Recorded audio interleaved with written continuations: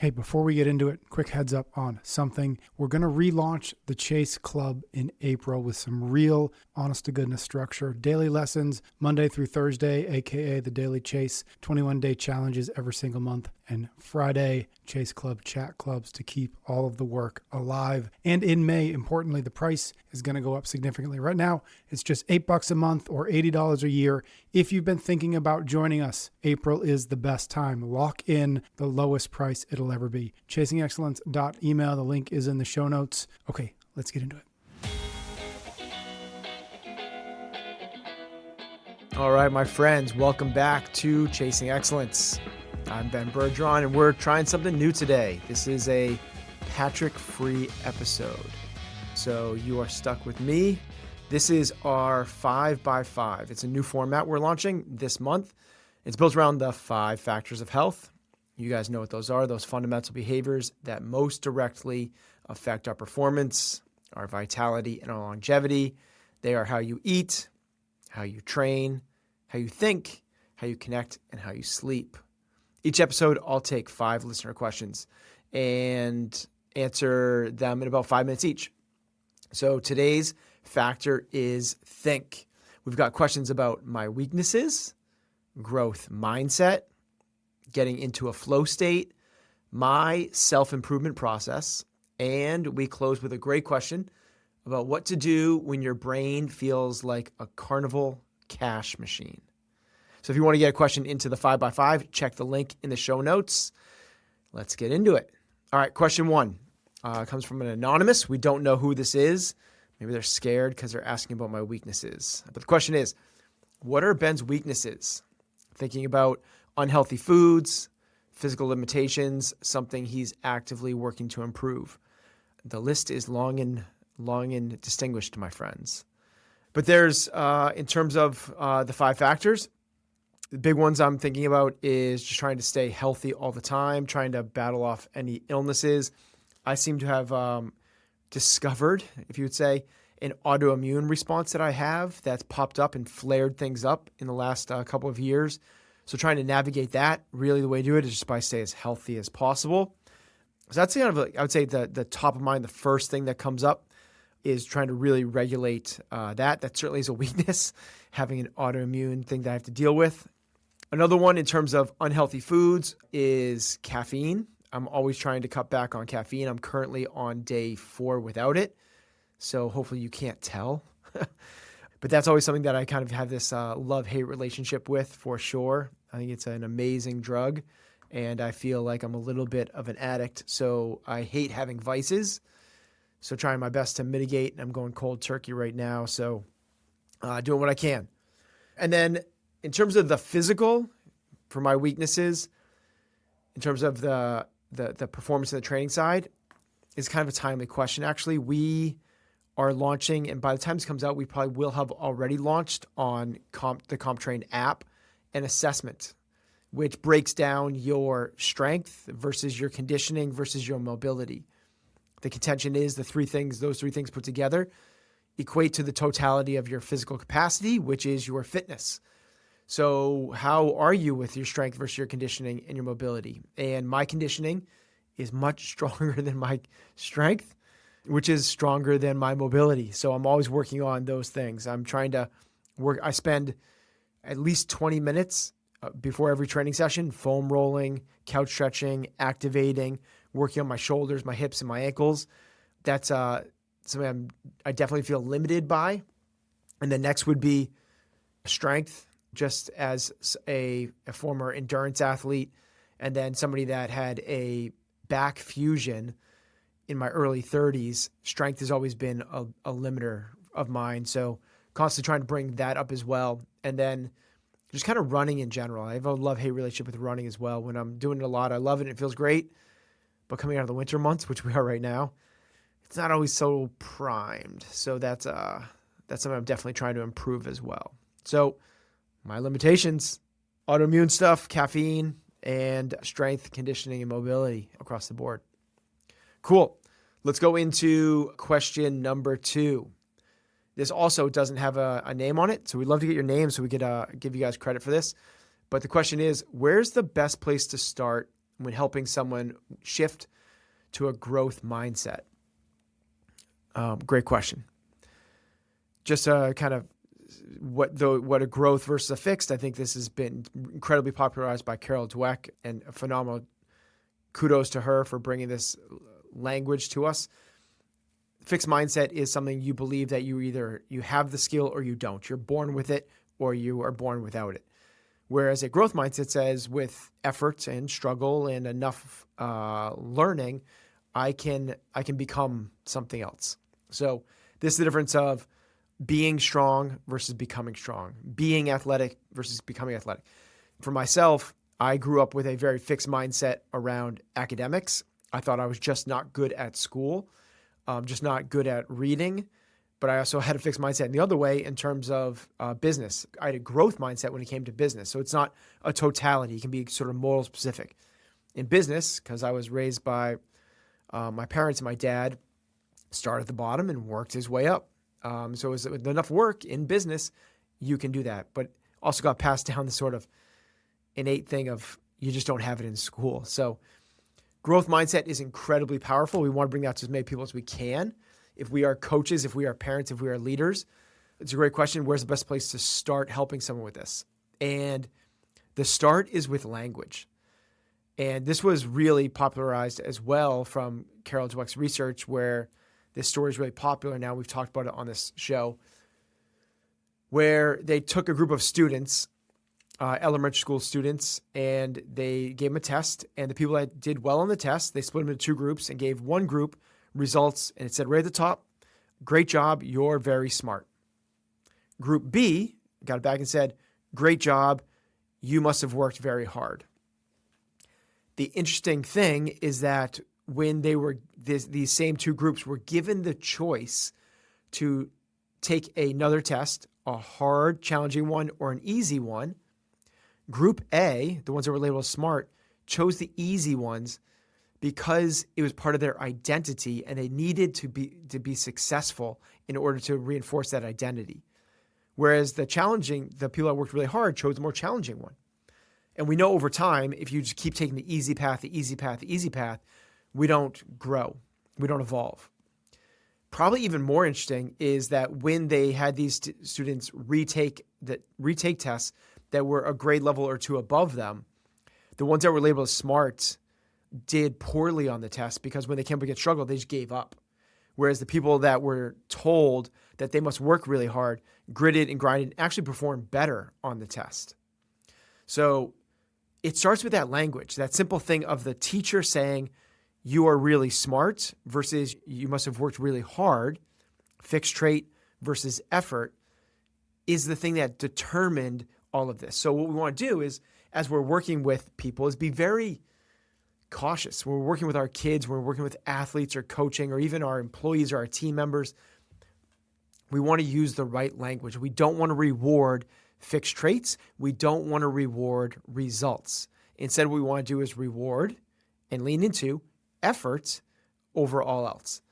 We want to say when people, when you hear them talking about their frustrations, you want to reframe things for them and back to them. This is the job of a coach.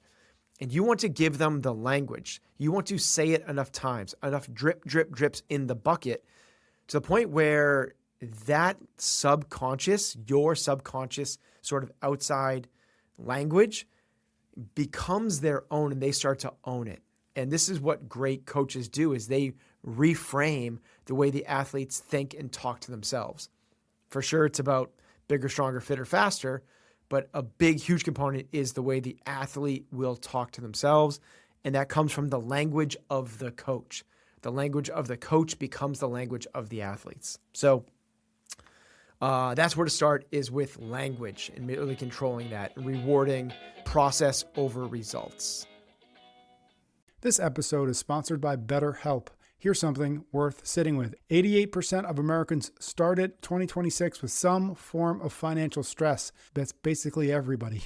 And here's what I think gets missed. Financial stress isn't just a money problem. It bleeds into your sleep, your focus, your relationships. It's one of the leading sources of conflict between couples. And it can quietly become a mental health issue, and most people never make that connection. Maybe you grew up in a house where money was stressful, where it was just left up to you to figure it out or not. And maybe now you finally come to understand that the stress itself, the shame, the anxiety, the weight of it all is what's doing a lot of the damage. That's exactly what therapy is built to help you with. BetterHelp is not, of course, financial advice. It is a place to work through the emotions, though, that money stress brings. You can do it with a fully licensed therapist matched to your specific needs. When life gets overwhelming, therapy can help. Sign up and get 10% off at betterhelp.com/excellence. That's BetterHelp, HELP.com/excellence. This episode is brought to you by our friends at Element. That's LMNT, the letters, not the word. Here's something you might be overlooking. Most of us have the workout hydration piece figured out, pre-training, intra-workout, post, of course, dialed in. We got that. But what about the rest of the day? The desk hours, the school run, the long afternoons, all that in-between stuff. That's exactly what Element's new 12-ounce sparkling is built for. Same science-backed formula that we've been talking about for years. 500 milligrams of sodium, 100 milligrams of potassium, 30 milligrams of magnesium. Now in a slim, sparkling can made for everyday life, not just those tough workouts. No sugar, no food dye, 4 flavors that are salty, bright, and genuinely refreshing. We have been enjoying Element here at the show for years, and the 12-ounce has become the grab and go that we didn't know we were missing. Get yourself a free Element sample pack with any of your orders. As always, drinkelement.com/excellence. That's drinkelement.com/excellence. This episode is sponsored by Momentous, the human performance company built on a relentless commitment to doing the fundamentals differently than they've ever been done before. When most people think about performance, energy, recovery, focus, they go straight to training or, these days, protein. But one of the most overlooked foundations is your gut health. And I've been learning that firsthand with Momentous Fiber Plus. Most fiber products just keep you regular. Fiber Plus is different though. It's a complete 3-in-1 formula with soluble fiber, insoluble fiber, and a prebiotic-resistant starch. That combination supports gut health from start to finish, feeding good bacteria, improving digestion, and helping stabilize blood sugar so your energy stays steady throughout the day. Since I started using it, I have actually noticed the difference. Less midday drag, better recovery, and just feeling more dialed in. Like everything Momentous makes, it's NSF certified for sport and built with clean, science-first ingredients, no fillers or shortcuts. Right now, Momentous is offering our listeners up to 35% off your first order with the promo code EXCELLENCE. Go to livemomentous.com. Use the promo code EXCELLENCE for up to 35% off your first order. That's livemomentous.com, promo code EXCELLENCE. All right, question number 3 comes from Emma. Thank you, Emma. She asks, the EFT focus flow framework you guys talked a while back. So EFT can be fragmented or the F word. The F focused flow framework you guys talked about a while back got me thinking about my own life. My priorities are motherhood, number 1. Number 2, surfing. Love that. And 3, career. In that order. Love that. But my success is almost exactly reversed. I'm thriving at work and struggling at home. She says, my theory, I'm in flow at work because the stakes feel lower, so I stay calm. But at home, where it matters most, I'm hyper-focused, which creates tension instead of results. Her question is, do you think that's right? And if so, how do I build a flow state in the areas I care most about? Love that. Okay. So the way a flow state is where you perform the best. It's when athletes, it feels almost effortless. Not that it's easy, but things just happen. You just make more shots than you miss because you're sort of in the zone is another word that's been said. Flow states are not rare. Most of us have been in them. Either when you're, as Emma says, either at work, sometimes when you're giving a presentation, you might be in a flow state where the words are just flowing out of you so well. I used to really early on before like things like Whoop, they were vetting this HRV, measures your stress levels. And back then you had to wear a chest strap for 3 days and you turned it in and they gave you, and then you turned it in, they bring it to a lab, and they have to bring it back. It turned out for me, this is very similar to what Emma is. My biggest flow state was when I was coaching, meaning the lowest stress I felt all day long was when I was coaching my 8:30 class. The highest stress point for me was when I was trying to put my toddlers to bed. If you had asked me that, I wouldn't have been able to tell you that, but seeing the data, it actually made total sense. I felt like, kind of like Emma saying, the stakes felt lower at work in a sense, where at home, strangely enough, while it's just a matter of going to bed, I was so on edge about like making sure I did this perfectly that nothing kind of spiraled out of control. So the saying is that flow follows focus. And that's why the framework goes, fragmented, focused flow. If you find yourself in that fragmented, helter-skelter kind of effed up state of mind, what we want to do is we want to focus on something. And this is where in meditation, it's, focus on your breath, or they'd have a singular point of intention, meaning just focus on a flickering candle. That one piece of focus allows everything else to sort of melt away and allows flow to emerge. And you can't force flow. It literally just emerges with enough focus, but also focus with non-judgment, open-mindedness, and positivity. If you're thinking negatively or you're judging, that rips you out of a flow state. So this is probably, Emma, what's happening is that at work, you're not kind of ripped out of that as much because, as you said, you feel the stakes are lower. So something goes wrong, no big deal. Roll and adapt.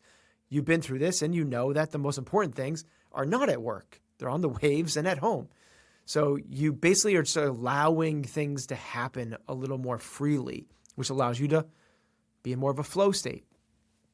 Yet at home, you feel like the stakes are higher and you got to get this right. And it's one of these dichotomies that we see in athletics all the time, which is people want it so bad. They're holding on so tight. They're trying so hard that it ends up being like a really slippery bar of soap that you're trying to squeeze in the shower. It just keeps, no matter, the harder you try, the more likely is it's going to flip out of your grip and end up on the floor. What we need to do actually is just loosen the grip, is let go more. And it doesn't mean less trying. It's the opposite of that. It's less judgment on yourself, less open-mindedness, and less letting things happen a little bit. The best athletes in the world don't try to force it. They let what's happening around them and they respond to what's going on. And you know how to do this from surfing. So like bring your surfing background into your motherhood. You're not trying to control the waves. You just read the waves and respond to them. Sometimes it's awesome and magical and you catch the right wave, and other days it's not. It's choppy, it's messy, and you get thrown for a loop. But when that happens, you don't stand there and get frustrated and try to force the ocean to cooperate with you. You just adjust. And this is the same thing that we can bring to home.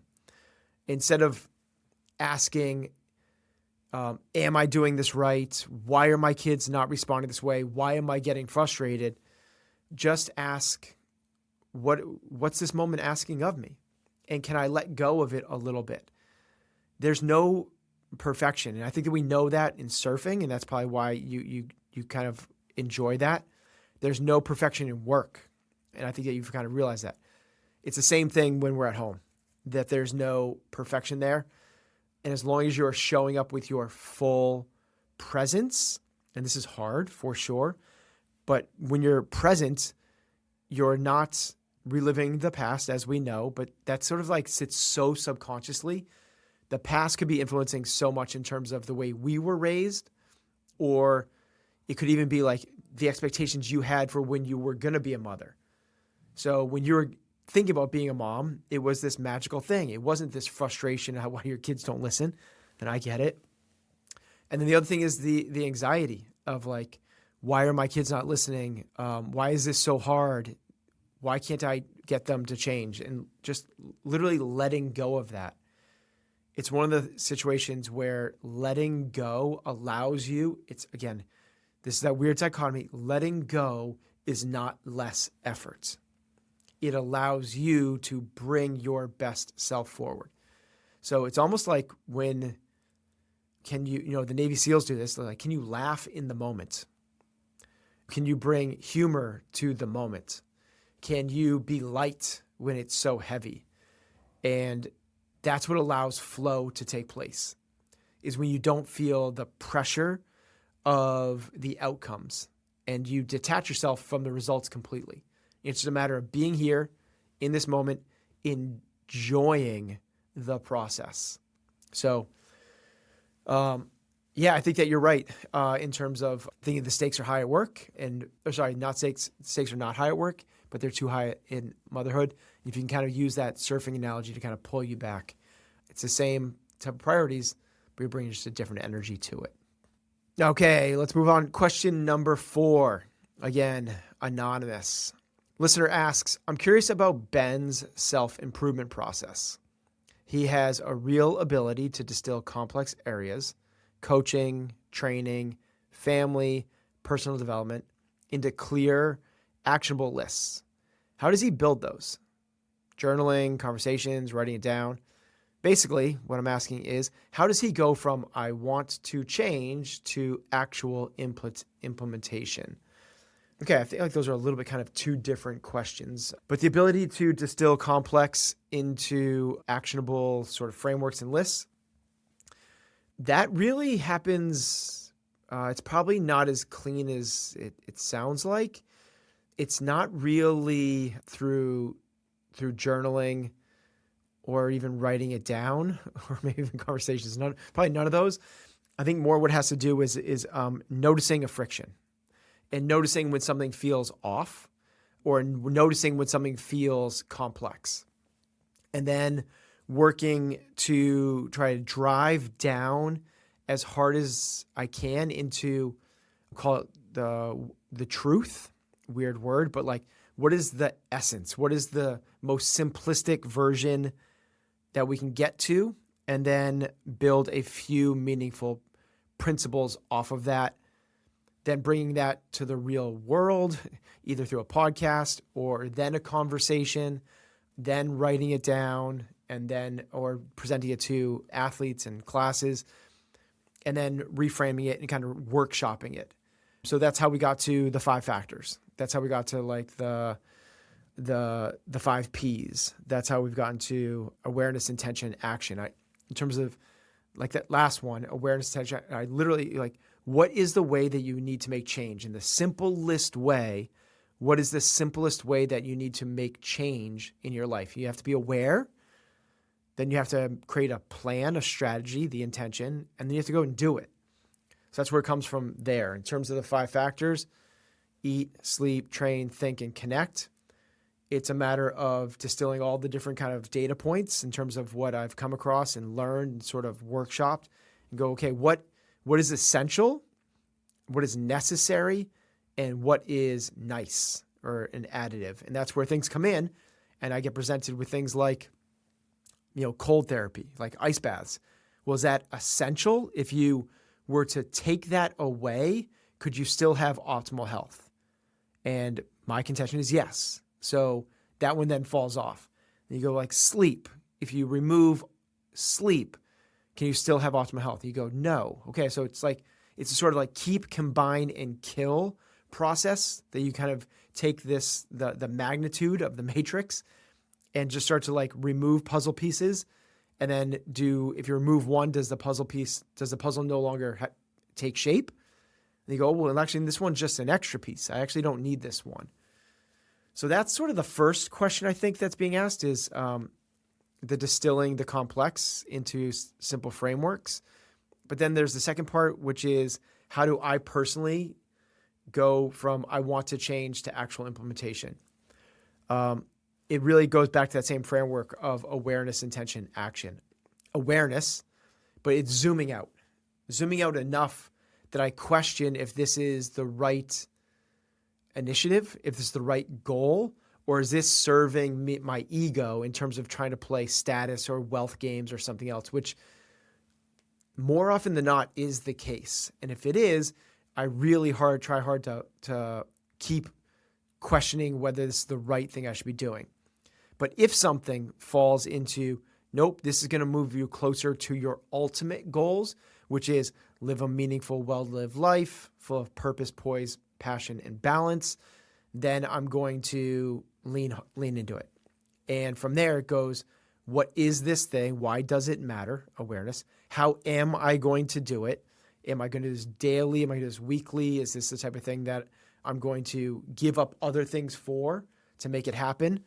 Am I going to track this on a daily basis and then execute, go and do the thing? So I also think of it in terms of very much like James Clear-esque in terms of like the aggregation of marginal gains, meaning really small changes over a long period of time. It doesn't need to be this big wholesale swoop change, because when I've done those, they usually seem to backfire. An example might be recently I started trying to do 50 push-ups every morning before I left the house. And my training is I'm really happy with my training.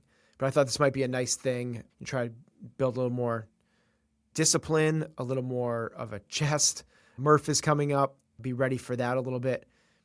And whenever I start to lean into something away from basically the comp training and try to layer in this other thing, it doesn't pay off for me. So that's where I should have gone. Okay, you want this, but why? And if I had peeled it back far enough, I think it would have been like, hey, I want this because I want bigger shoulders, bigger chest, to look better, and I want a better score on Murph. That's probably not the right reasons to change up a training program or add to a training program. And usually what I found is when you add, you're actually subtracting.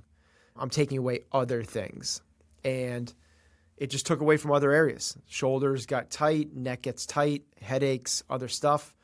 And I don't have the balance that I actually am striving for in my training. So that's what it really comes down to, is whenever I'm thinking about a change, awareness, intention, action. And the awareness big thing that goes there is question. Question like, why do you want this? Why do you want this? Does this fit into what you're actually looking for? We're brought to you by Monarch. It's tax season, and I want you to think about tax season like getting blood work. It's one of the few times you'll actually stop and assess your full financial picture.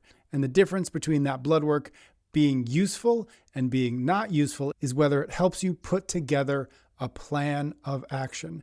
And that is what Monarch gives me. It's what Monarch can give you, and I can't recommend it enough. You can simplify your finances with Monarch. It's an all-in-one personal finance tool designed to make your life easier.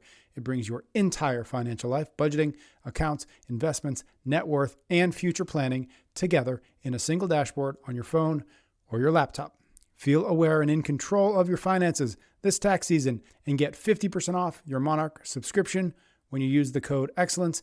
Achieve your financial goals for good with Monarch, the all-in-one tool that makes money management simple. Use the code EXCELLENCE at monarch.com for half off your first year. That's 50% off at monarch.com with the code EXCELLENCE. We're brought to you today by OneSkin, the skin longevity company. Here's what I'll tell you about OneSkin. I love having them on board, and so does my wife. Every time a new batch shows up at the house, it's about 48 hours before it quietly disappears and ends up in her bathroom, which tells you everything you need to know. A lot of skincare looks good on paper, but doesn't actually deliver. OneSkin is different because it starts with the science. The brand was founded by longevity researchers who asked a simple question. What if instead of just covering up the signs of aging, you could actually slow them down? The research led to OS01, OneSkin's proprietary peptide and the first ingredient clinically proven to reduce skin's biological age at a cellular level. This is real science that fits easily into your existing routine. Born from over a decade of longevity research, OneSkin's OS01 peptide is proven to target the visible signs of aging, helping you unlock your healthiest skin now and as you age. For a limited time, try OneSkin with 15% off using the code EXCELLENCE at oneskin.co/excellence. That's 15% off at oneskin.co with code EXCELLENCE. After you purchase, they'll ask where you heard about them. Please support the show and tell them that we sent you. With so many options, why choose Arizona State University? For me, the only online option was ASU because of the quality. Their faculty was really involved with their students and care about your personal journey. The dedication to my personal development from my professors, that's been extremely valuable to me. Earn your degree from the nation's most innovative university. Online. That's a degree better. Explore more than 350 plus undergraduate, graduate, and certificate programs at asuonline.asu.edu. Okay. Question number 5 and last and final question is from Angie. I'm always impressed by how well you both recall and articulate ideas. I love taking in information, but my brain can feel like a carnival at a cash machine. Money flying everywhere, and I walk away with maybe $15. That is amazing, Angie. How do I go from scattered to actually absorbing, retaining, and articulating what I've learned? How do you approach reflection and organize your thinking? And do you prep for the podcast, or is it all real time? Okay, that's amazing. I just want to say that part again, which I love, is this analogy of I love taking information, but my brain can feel like a carnival cash machine. Money flying everywhere, and I walk away with maybe $15. Amazing.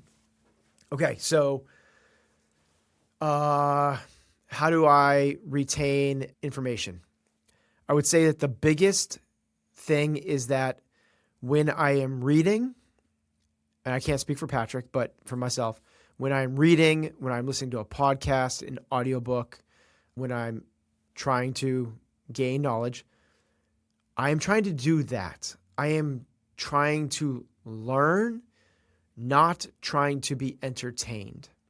And I think this is the biggest difference between people that retain and people that don't.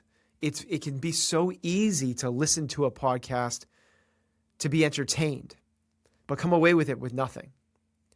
And kind of when you do that, you also get this dopamine response when you finish it of like, see that? I finished that podcast. I finished a book.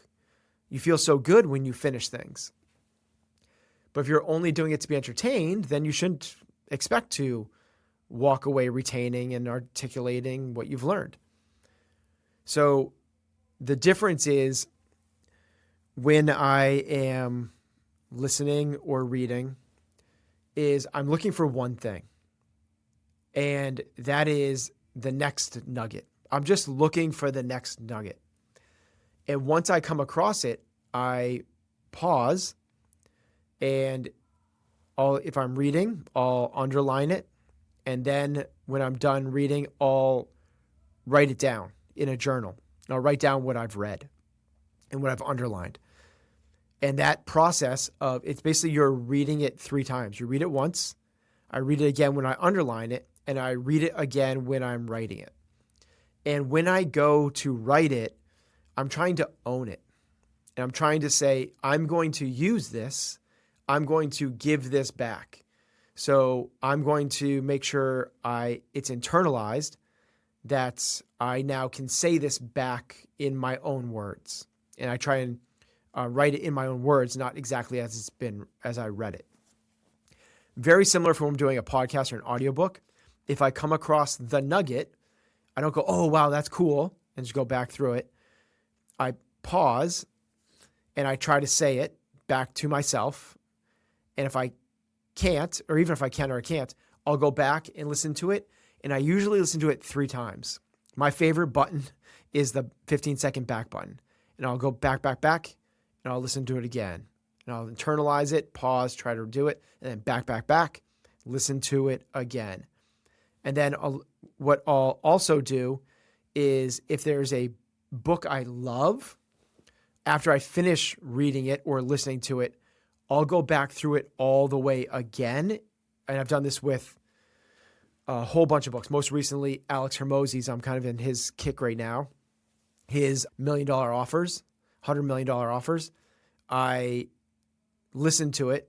Second time I listened to it, I paused every time I found the nugget and audio spoke into my notes, and then listened to it again after that. So I listened to it 3 times, once all the way through, once pausing and taking notes every time I had a nugget, and then once again listening to it all the way through now that I had this really strong understanding of it. That saying is, no person steps in the same river twice because the person has changed and so has the river. Well, when you reread something, you're not watching it, you're not listening to it for the first time or reading it for the first time.